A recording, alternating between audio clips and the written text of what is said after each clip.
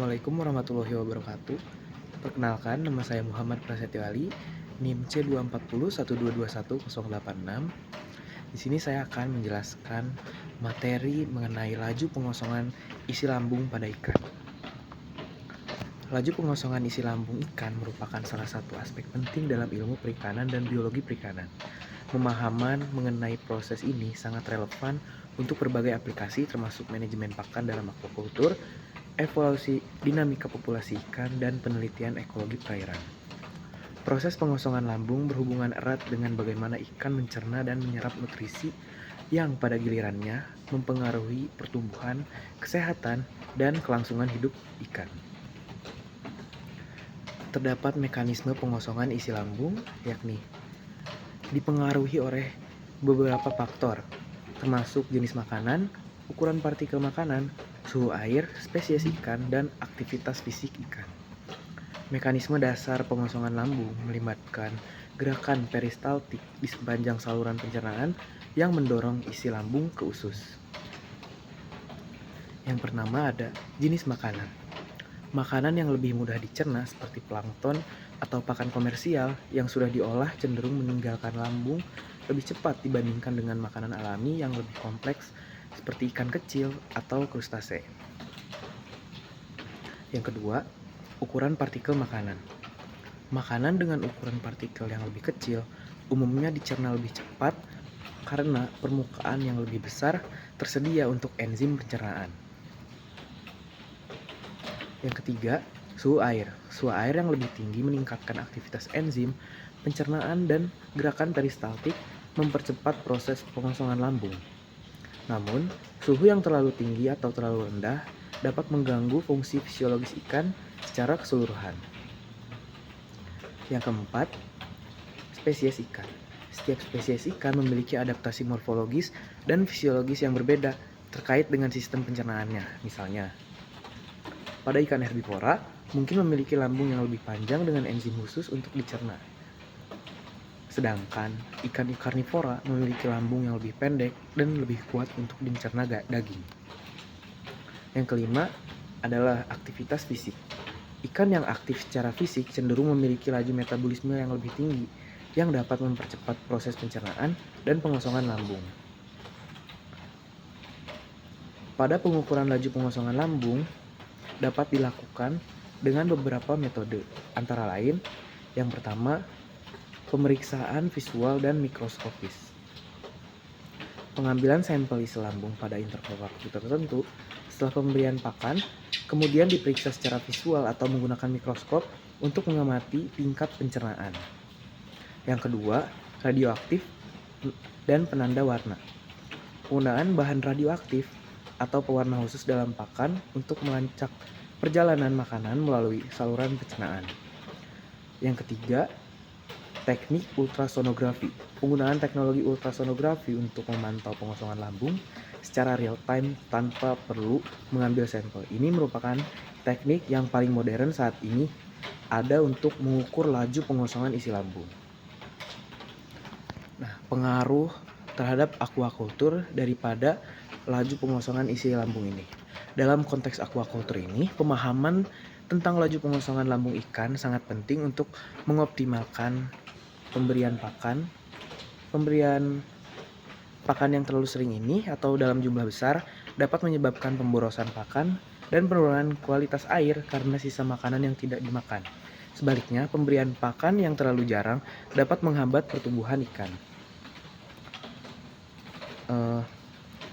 Terdapat kesimpulan pada laju pengosongan isi lambung ini, yakni proses kompleks yang dipengaruhi oleh berbagai faktor internal dan eksternal.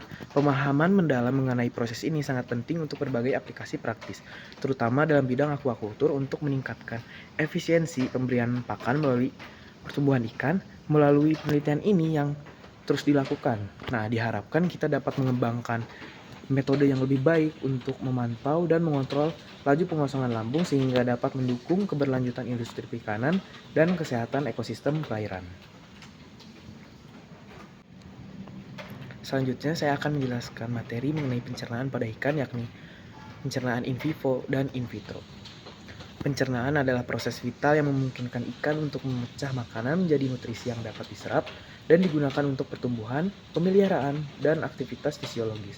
Studi mengenai pencernaan pada ikan dapat dilakukan melalui pendekatan in vivo dalam tubuh hidup dan in vitro di luar tubuh atau dalam kondisi laboratorium. Kedua pendekatan ini memiliki kelebihan dan kekurangan masing-masing serta aplikasi yang berbeda dalam penelitian dan industri perikanan. Pencernaan secara in vivo. Pencernaan ini melibatkan pengamatan dan pengukuran proses pencernaan dalam organisme hidup. Metode ini memungkinkan para peneliti untuk memahami pencernaan dalam konteks fisiologi yang alami dengan mempertimbangkan interaksi kompleks antara berbagai organ dan sistem tubuh. Prosedurnya adalah yang pertama pengukuran laju pengosongan lambung.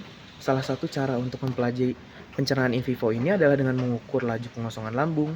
Ini dapat dilakukan dengan memberikan makanan berlabel, misalkan dengan penanda radioaktif atau pewarna, dan kemudian mengambil sampel isi lambung pada interval waktu tertentu untuk mengukur tingkat pencernaan.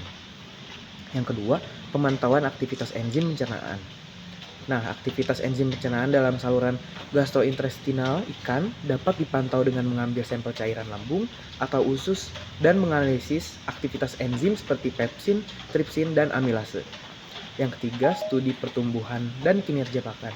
Studi jangka panjang tentang pertumbuhan ikan dan efisiensi pakan juga memberikan informasi mengenai pencernaan pertumbuhan yang optimal dan konversi pakan yang efisien, menunjukkan pencernaan dan penyerapan nutrisi yang baik. Terdapat kelebihan dan kekurangan pada pencernaan melalui pendekatan in vivo ini, yakni kelebihannya memungkinkan pemahaman yang komprehensif tentang proses pencernaan dalam konteks fisiologis yang alami. Dapat digunakan untuk studi jangka panjang tentang pertumbuhan dan kesehatan ikan. Sedangkan kekurangannya, metode ini seringkali invasif dan memerlukan pengambilan sampel yang dapat mengganggu ikan dan juga memerlukan waktu dan biaya yang lebih besar dibandingkan dengan metode in vitro. Selanjutnya adalah pencernaan secara in vitro. Pencernaan secara in vitro ini melibatkan simulasi proses pencernaan di luar tubuh organisme dalam kondisi laboratorium yang terkontrol. Metode ini biasanya menggunakan enzim pencernaan dan substrat makanan untuk mempelajari proses pencernaan secara terpisah dari faktor fisiologis lainnya. Untuk prosedurnya, yang pertama, simulasi pencernaan lambung dan usus. Pencernaan in vitro biasanya dilakukan dalam dua tahap utama, yakni simulasi pencernaan lambung dengan pepsin dan asam klorida, diikuti oleh simulasi pencernaan usus dengan enzim pankreas seperti tripsin, chymotrypsin, dan amilase. Yang kedua, pengukuran aktivitas enzim dan pemecahan nutrisi. Selama simulasi, aktivitas enzim diukur dan produk pemecahan nutrisi seperti peptida, asam amino, dan gula sederhana dianalisis untuk memahami efektivitas pencernaan. Pengujian efek pakan dan suplemen. Ini untuk prosedur yang ketiga. Metode ini sering digunakan untuk menguji efektivitas berbagai jenis pakan dan suplemen nutrisi sebelum diterapkan pada skala komersial. Untuk kelebihan dan kekurangannya pada pendekatan in vitro ini, yakni kelebihannya prosesnya lebih cepat dan lebih murah dibandingkan dengan metode in vivo, memungkinkan kontrol yang lebih baik terhadap variabel eksperimen dan meminimalkan variabilitas biologis. Untuk kekurangannya, tidak sepenuhnya mereplikasi kondisi fisiologis dalam tubuh ikan, sehingga hasilnya mungkin tidak selalu mencerminkan pencernaan yang sebenarnya dalam organisme hidup.